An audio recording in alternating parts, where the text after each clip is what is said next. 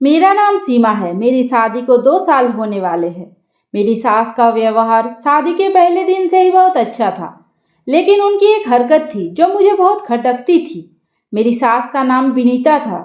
वो एक बहुत अच्छे और खाते पीते परिवार से ताल्लुक रखती थी। मेरी ससुर का बिजनेस भी बहुत अच्छा था, लेकिन वो मिजाज के बहुत ही गर्म थे। उनके आते ही सारे घर वाले सहम जाते थे। मेरी सास भी उनसे बहुत डरती थी। उनके सामने कोई नहीं बोलता था और मेरी सास तो उनसे थोड़ा दबकर ही रहती थी। मेरे पति अपने पिता के साथ काम करते थे। मेरे पति अपने माँ बाप के बहुत लाडले और इकलौते बेटे थे। माँ बाप की इकलौती औलाद थे और इस घर के वारिस भी। मेरी सास के अंदर कुछ अजीब सी बातें मुझे नजर आती थी। वो बहुत अजीब अजीब सी हरकतें करती थी। वैसे तो वो बहुत अच्छी थी, लेकिन उनकी हरकतों की वजह से मुझे उनसे थोड़ा डर लगता था। उनके पास एक पुराने जमाने का सिंदूक था, जिसकी चाबी वो हमेशा अपने गले में डाले रहती थी। शादी के अगले दिन से ही मैं ये सब कुछ देखती आ रही थी। मेरी सास मुझे अपने कपड़े धुलवाती और फिर बगैर सुखाए अपनी अलमारी में रख देती थी। मुझे उनकी इस हरकत पर बहुत हैरत होती थी। आखिर वो ऐसा क्यों करती है? मैंने एक दिन तंग आकर अपने पति से उनकी शिकायत कर दी। उनको उनकी माँ की हरकतों के बारे में बताया तो वो मुझसे झगड़ने लगे। कहने लगे, बदतमीज औरत, फिजूल का इल्जाम लगा रही हो मेरी माँ पर, शर्म नहीं आती है एक बुजुर्ग औरत पर इल्जाम लगाते हुए। मैं उनकी बात सुनकर बहुत ही दुखी हो गई थी। उन्होंने मेरी बात पर यकीन नहीं किया और मुझे उल्टा सीधा बातें सुनाने लग गए। माँ जी के रोज कपड़े धुलवाने की आदत से मैं बहुत तंग आ गई थी। एक दिन मैंने माँ जी से बातों बातों में पूछा, माँ जी, मैं बहुत थक जाती हूँ कपड़े धोने के बाद, क्या मैं किचन का काम संभाल लूँ? कपड़े आप धो लिया करो। लेकिन उन्होंने मुझे सख्ती से मना कर दिया। पता नहीं माँ जी ऐसा क्यों करती है। एक दिन माँ जी के कमरे में खाना देने जा रही थी। मैं उनके कमरे के दरवाजे तक ही पहुँची थी कि मुझे कुछ घसीटने की आवाज़ सुनाई दी। मैंने खिड़की से झांकने की कोशिश की तो मुझे माँ जी के वो सिंदूक बंद करती हुई दिखाई दी। मैं सोच में पड़ गई कि आखिर इस सिंदूक में क्या ऐसा है। माँ जी उस सिंदूक को हमेशा छुपाए रखती है और चाबी भी इतनी हिफाजत से रखती है। आज से 3 दिन पहले की बात है, जब प्यास से मेरी आँख खुल गई और मैं किचन में पानी पीने गई तो मैंने देखा कि माँ जी तो किचन में पहले से ही मौजूद थी। मैं हैरत में थी कि रात के इस वक्त माँ जी किचन में क्या कर रही है। मैं छुपकर उनको देखने लगी। माँ जी के हाथ में खाने की ट्रे भी थी। मैं हैरानी से उनको देख रही थी कि आखिर इतनी रात को वो ये खाना किसके लिए लेकर जा रही थी। मैंने किचन में जाकर माँ जी से पूछा, माँ जी, आप ये खाना किसके लिए ले जा रही है? वो मुझे देखकर घबरा गई और बोली, वो मुझे बहुत भूख लग रही थी। ये कहकर वो किचन से बाहर चली गई। लेकिन वो मुझे बहुत परेशान लग रही थी, क्योंकि रात का खाना माँ जी हम सबके साथ खा चुकी थी। माँ जी वो खाना लेकर अपने कमरे में चली गई। मैं अपने कमरे में सोचने लगी कि ये मांजरा क्या है। पता नहीं माँ जी ये सब हरकतें क्यों करती है। मेरे दिमाग में तो कुछ नहीं आ रहा था कि मैं क्या करूं। मैंने सुबह टाइम के मुताबिक अपने सारे काम निपटा लिए और माँ जी के कपड़े धो दिए। आज मैंने बहुत हिम्मत करके माँ जी से कहा, माँ जी, आप अपने सारे गीले कपड़े अलमारी में क्यों रखती है? आपको कपड़ों से बदबू नहीं आती? आपके कपड़े ऐसे ही रहते हैं? तो माँ जी मेरी बात पर मुस्कुराते हुए बोली, बेटी, मुझे खुजली होती है, जिसकी वजह से मुझे सूखे कपड़े काटते हैं। इसी वजह से मैं गीले कपड़े पहनकर सोती हूँ, तभी मुझे सुकून मिलता है। ये बीमारी मुझे शादी से पहले से है। उनकी बात पर मुझे अब भी यकीन नहीं आ रहा था, क्योंकि जो मैं अपनी आंखों से देख चुकी थी वो कोई मामूली बात नहीं थी। इन बातों को नज़रअंदाज भी नहीं किया जा सकता था। मैंने उनकी बात पर सिर्फ सिर हिला दिया और अपने काम में लग गई। माँ जी ने रोज की तरह आज भी धुले हुए गीले कपड़े उठाने और अपने कमरे में की तरफ जाने लगी। मुझे उनको देखकर बहुत बेचैनी हो रही थी और मैं भी उनके पीछे जाने लगी थी। इतने में ही मेरे पति ने मुझे आवाज़ लगा दी। मेरे पति मेरे पीछे ही खड़े थे। उन्होंने मुझसे कहा, मेरी एक फाइल कमरे में है, रह गई है, जरा वो ला दो। मेरे पति का नाम मनीष है। वो इस घर के इकलौते सुपूत थे। उनका व्यवहार भी अपने पिता की तरह ही गर्म था। मुझे इस घर में प्यार, दौलत, इज्जत सब कुछ मिला, लेकिन बस अभी तक मैंने यहाँ आकर औलाद का सुख नहीं देखा था। मनीष मुझसे अपनी फाइल के बारे में पूछने लगे। मैंने उनसे कहा, ठीक है, मैं अभी लाकर देती हूँ। आज तो मैंने माँ जी के पीछे जाने का पूरा प्लान बना लिया था, लिहाजा मेरा यह प्लान अब फ्लैप हो चुका था और मैं मनीष की फाइल लेने के लिए कमरे में चली गई। मनीष की फाइल मुझे मिल नहीं रही थी। उसको ढूंढने में मुझे कुछ वक्त लग गया। कुछ देर बाद जब मैं कमरे से बाहर आई तो माँ जी बाहर आंगन में बैठी हुई थी। उनके पास एक पड़ोस की औरत आई हुई थी जिनकी बहू गर्भवती थी। माँ जी ने मुझे आते देखा तो अपने पास बुलाया और उनके पास जाकर उनको नमस्ते किया, उनका आशीर्वाद लिया और चाय बनाने के बहाने से वहाँ से उठ गई।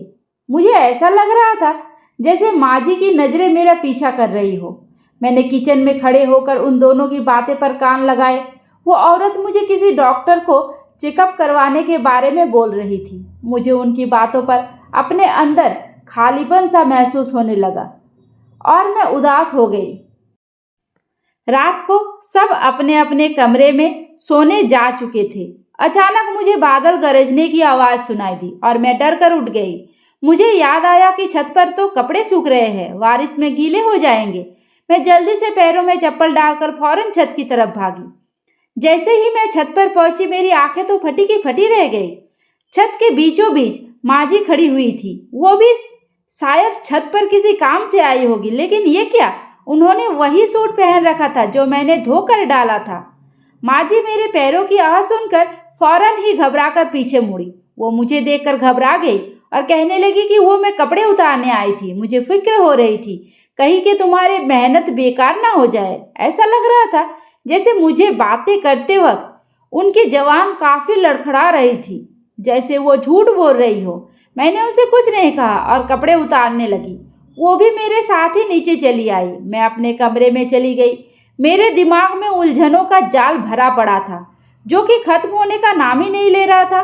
दिन ब दिन माँ जी की अजब सी हरकतों ने मुझे एक अलग ही रास्ते पर राह दिखा रही थी। न जाने क्या राज होगा उनकी सब अजीबोगरीब हरकतों के पीछे। रात को इतनी ठंड में बाहर जाना, मैं अपनी सोचों में इस कदर खोई हुई थी कि मुझे पता ही नहीं चला कि कब मेरी आंख लग गई। अगली सुबह मैं माँ जी के कपड़े धो रही थी तो मुझे उनके कपड़ों से वही चाबी मिली जो वो अपने हर वक्त अपने गले में डाले रखती थी। मैं बहुत खुश हुई। आज तो मुझे माँ जी के राज का पता चल ही जाएगा किसी भी हाल में। मैंने अपने हाथ साफ किए और जल्दी जल्दी माँ जी के कमरे की तरफ बढ़ने लगी। जैसे ही मैं कमरे में पहुंची तो देखा कि वो अलमारी में मुंह दिए खड़ी है और कुछ कर रही थी। मुझे हैरत हुई। माँ जी को जब मेरे कदमों की आवाज़ आई तो उन्होंने झट से अलमारी को बंद कर दिया और मेरी तरफ देखने लगी। मैंने देखा कि उनका चेहरा बिल्कुल पीला पड़ चुका था, जैसे उनकी कोई चोरी पकड़ी गई हो। माँ जी मुझसे पूछने लगी, क्या हुआ, क्या करने आई हो, कोई काम था क्या? मैंने भी उनसे इस बारे में कुछ कहना ठीक नहीं समझा और कहा कि माँ जी, आपकी चाबी मुझे कपड़े धोते हुए मिली है। माँ जी की आंखें तो उस चाबी को देखकर चमक उठी। माँ जी ने फौरन ही मेरे हाथ से चाबी खींची और बोली, तुम्हारा बहुत बहुत शुक्रिया। मैं सुबह से इसी चाबी को ढूंढ रही थी, पता नहीं मैं कहाँ रख कर इसको भूल गई थी। माँ जी की बात पर मैं भी दिखावे का मुस्कुराकर उनके कमरे से वापस चली आई। मेरा शक माँ जी पर अब दिन ब दिन बढ़ता चला जा रहा था। माँ जी का सिर्फ एक चाबी के लिए इतना बेचैन हो जाना, ये कोई आम बात नहीं थी। मैं बहुत परेशान हुई कि अब सच तक कैसे पहुंचूं, क्योंकि माँ जी तो अपने कमरे से बाहर ही नहीं निकलती है। मुझे कुछ तो करना ही पड़ेगा। मैंने सोचा कि मुझे मनीष से बात करनी चाहिए। रात को जब मनीष घर आए तो मैंने उनसे कहा, मनीष, क्यों ना इस बार माँ जी और पिताजी को कहीं घूमने भेज दिया जाए। आखिर वो भी इंसान है, वो लोग घर से कभी बाहर कहीं जाते ही नहीं है। उनका भी तो मन करता होगा बाहर घूमने का। दिमाग थोड़ा फ्रेश हो जाएगा दोनों का। अगर दोनों बाहर चले जाएंगे तो माँ जी और पिताजी दोनों ही बिजी रहते हैं। थोड़ा बाहर घूमेंगे तो अपने को फ्रेश फील करेंगे। हम लोग उनके लिए कहीं जाने का प्लान बनाते हैं। मेरी बात सुनकर मनीष सोच में पड़ गए और कहने लगे, वो सब तो ठीक है, लेकिन तुम्हें पता है ना कि पिताजी का मिजाज कैसा है। उनको कहीं बाहर घूमने जाना पसंद नहीं है। वो सिर्फ अपने कामों में ही बिजी रहते हैं। इन चीज़ों में उनका ज़्यादा इंटरेस्ट नहीं है, लेकिन फिर भी मैं बात करता हूँ। मनीष ने अपने पिताजी से बात की। उन्होंने तो इस बार मना ही कर दिया। मुझे अपना प्लान फ्लॉप होता दिखाई दे रहा था। मेरी कोशिश बेकार हो गई। कुछ दिनों बाद ही सभी घर वालों को उनके किसी करीब के रिश्तेदार के यहाँ शादी में जाना पड़ गया। पिताजी और मनीष सुबह सवेरे ही जा चुके थे। मैं अपनी बीमारी का बहाना बनाकर शादी में नहीं गई। मैं घर में बिल्कुल अकेली थी। मेरे पास इससे अच्छा मौका नहीं था। मैं जल्दी से बाहर के दरवाजे को अंदर से बंद किया और माँ जी के कमरे में आ गई। माँ जी का कमरा घर के सारे कमरों से बड़ा था। मैं उनके कमरों के चारों तरफ नजरें घुमा रही थी और सोचने लगी कि कैसे सच तक पहुंचा जाए। एक एक चीज को मैंने अच्छे से चेक किया। शायद माँ जी किसी चीज में चाबी रख गई हो। मैंने पूरा कमरा छान मारा, लेकिन मुझे कुछ भी नहीं मिला। ऐसी कोई चीज मेरे हाथ नहीं लगी जो माँ जी के राज तक मुझे पहुंचा सके। मैं मायूस होती हुई बाहर जाने लगी। तभी अचानक मेरी नज़र माँ जी की अलमारी पर पड़ी। मैंने सोचा क्यों ना छुरी या किसी औजार से इस अलमारी को खोला जाए। मैं फौरन किचन की तरफ भागी और वहां से छुरी लेकर अलमारी को खोलने की कोशिश करने लगी, लेकिन मेरी लाख कोशिश के बाद भी कुछ नहीं हो सका। इतनी मेहनत करने के बाद भी लॉक नहीं खुला। अब मैं कैसे इस राज तक पहुंचूंगी? इसने मेरी दिन रात की नींद उड़ा रखी है। ऐसा क्या करूं जो माँ जी का राज मेरे सामने आ जाए? उनका राज जानना मेरे लिए कोई आसान काम नहीं था। मैं माँ जी के कमरे से मायूस होकर वापस आने लगी और अपने कमरे में आकर बैठ गई। मेरा सर दर्द से फटा जा रहा था। सारी कड़ियाँ किसी बड़ी बात की तरफ इशारा करती नजर आ रही थी। आखिर कोई क्यों गले में चाबी डालकर घूमेगा? आखिर ऐसा भी क्या है जो बहुत कीमती है और माँ जी उसको सबकी नज़रों से बचाना चाहती है? मैं तो सोच सोच कर थक चुकी थी, लेकिन अचानक ही मेरे दिमाग में एक आइडिया आया। क्यों ना मैं रात को माँ जी के कमरे में छुप जाऊं और सब कुछ अपनी आंखों से देख लूं कि वो आखिर करती क्या है। उनके गीले कपड़ों का क्या राज है? मैं अपने दिल में ठान ली थी कि अब सबके सामने सच लाकर ही रहूंगी। मैं अपने कमरे में आराम कर रही थी जब माँ जी बहुत ही गुस्से के साथ मेरे कमरे में घुसी चली आई और गुस्से से मुझसे कहने लगी, तुमने मेरे कमरे की तलाशी ली है? बदतमीज लड़की, तुम्हारी हिम्मत कैसी हुई? आखिर क्या लेने गई थी तुम वहां से? किसकी इजाजत से मेरे कमरे में आई थी तुम? माँ जी तो गुस्से में लाल पीली हो रही थी, मुझ पर बहुत ही बरस रही थी। मैं ध्यान से उनके गुस्से भरे चेहरे को देख रही थी। उनको कैसे पता चला कि मैं उनके कमरे में गई थी? वो भी शायद मेरी सोच पर पड़ चुकी थी। तभी वो चाकू उन्होंने मेरे हाथ में रख दिया और कहने लगी, अपने काले करतूत तुम वही छोड़कर आ गई थी। आने दो आज तुम्हारे पति को, बताती हूँ तुम्हारी हरकतें कैसे उनकी पत्नी में मेरा जीना दुश्वार कर रखा है। माँ जी की बात सुनकर मैं बहुत परेशान हो गई थी, क्योंकि अगर मनीष को पता चल जाता तो ना जाने वो क्या करते। मैंने माँ जी के आगे हाथ जोड़े। माँ जी, मुझे माफ़ कर दीजिए, आगे से मैं ऐसा कुछ भी नहीं करूँगी। माँ जी गुस्से में मेरे कमरे से बाहर चली गई। रोते रोते ईश्वर से प्रार्थना करने लगी कि माँ जी मनीष को कुछ ना बताए, लेकिन शुक्र था कि माँ जी ने मनीष को कुछ नहीं बताया था। उस दिन के बाद से ही माँ जी की नज़रें हर वक्त मुझ पर टिकी रहती थी। मैं अब सब कुछ छोड़कर उनका ख्याल रखने लगी थी। इन दिनों बिजनेस के सिलसिले में पिताजी और मेरे पति को कुछ दिन के लिए शहर से बाहर जाना पड़ा। अब घर में सिर्फ मैं और मेरी सास अकेली ही रहते थे। मेरी सास मुझे दिन भर काम में बिजी रखती थी। इन दिनों मैं इस बात को बिल्कुल भूल चुकी थी कि मुझे किसी राज का पता लगाना है। माँ जी मुझे किसी न किसी काम में उलझाए रखती थी। न जाने उन्हें क्या हो गया था। मैं बहुत परेशान रहती थी कि आखिर माँ जी मेरे साथ ऐसा क्यों कर रही है।